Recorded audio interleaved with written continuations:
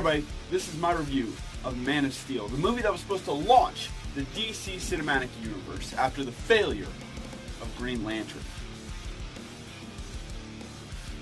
We all know the story, right? A doomed planet sending its last-born son to Earth, where the rays from the Earth's sun will give him super strength, agility, invulnerability, and a number of other superpowers I do not have time to list. And that son will grow up to represent truth, justice, and the American way. Now, I really did enjoy the way they told this story.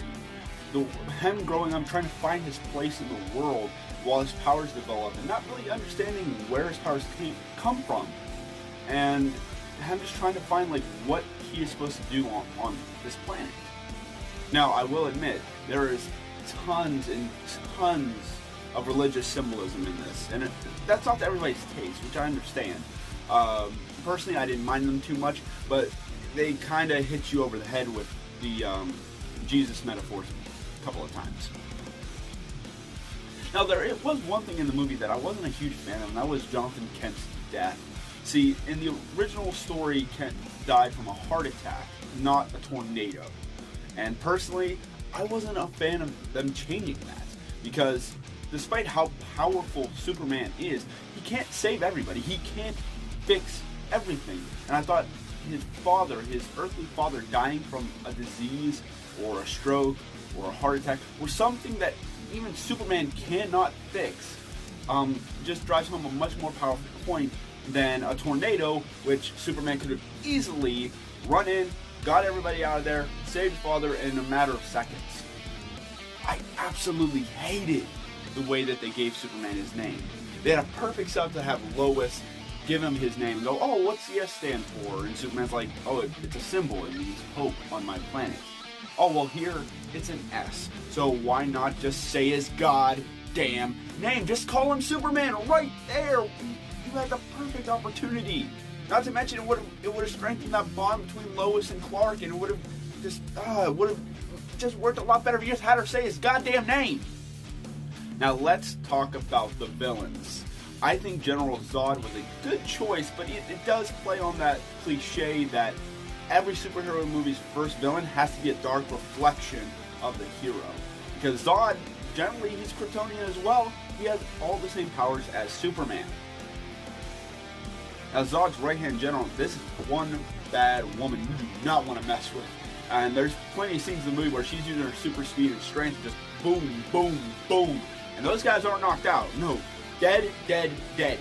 It's plain and simple. Now, in the ensuing fight with Zod and his men, there's a lot of collateral damage. And I know a lot of people had a problem with this when the movie first came out as one of its big critiques, because Superman wouldn't cause that much destruction. Superman would save more people. But think of it this way. He just became Superman. He just came out as a Kryptonian, as the Man of Steel. And he's not very experienced. And when it comes to Zod and his generals, they don't give a shit. They're just going to toss him around left and right through any building they see. They don't care if they kill people. They don't care if they destroy property. And again, Superman, despite all his powers, can't do everything. So if he's getting tossed headfirst through a building against his will, people are going to die. That's just how it's going to happen. But overall, that didn't bother me that much. All the destruction and everything didn't really bother me as much as it did other people when this movie first came out. Now, one thing I did enjoy about this movie is that it didn't go with the trope of introducing Kryptonite and Lex Luthor in the very first movie. And I know some people might go, but Lex Luthor is his arch enemy. And yeah, that's true, but Superman, like a lot of other comic characters, has a very deep mythology, a very deep lore that can be explored over a number of movies. You don't need to cramp everything into this very one. Now, yeah, it would be nice to have maybe a LexCorp logo or something like that pop up somewhere in the background, or an Easter egg or something like that that hints that Lex Luthor is in this universe. But overall, that's nitpicking. And now for the big debate. Would Superman have killed General Zod? And in my opinion, this version of Superman absolutely would. What other option does he have? You can't throw him in a prison. He'll just break out with ease, by the way. There's no kryptonite, so you can't depower him. At least not yet. And there's no way to put him back in the Phantom Zone. What other choice did he have? None. He did exactly what he needed to do, and that's to save lives. He had to kill General Zod. So my final thoughts on Man of Steel. I'd recommend it. I thought it was a pretty good movie. Definitely a good foundation for this cinematic universe that they were trying to start, that is going to either be concluded or continued, depending on who you talk to, with the upcoming Justice League movie that they're re-editing and uploading up to HBO Max, which I'm super excited about. I can't wait to see it.